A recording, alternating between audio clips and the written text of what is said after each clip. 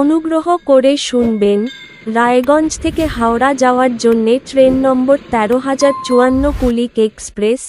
এই ট্রেন আগে রাধিকাপুর থেকে ছেড়ে আসে। প্রতিদিন সকাল ৬টা ২৫-এ রায়গঞ্জ স্টেশনের ১ নম্বর প্ল্যাটফর্ম থেকে ছেড়ে যায় এবং এটি হাওড়া পৌঁছায় একই দিন বিকেল ৩টে ২০-তে হাওড়া জংশনের ১১ নম্বর প্ল্যাটফর্মে। ট্রেনটির মোট যাত্রাপথ ৪৫৫ কিলোমিটার, যা অতিক্রম করতে সময় লাগে ৮ ঘন্টা ৫৫ মিনিট।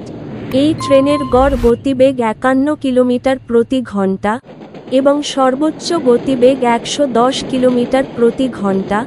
এই ট্রেনটি যাত্রাপথে মোট ১২টি স্টেশনে দাঁড়ায়।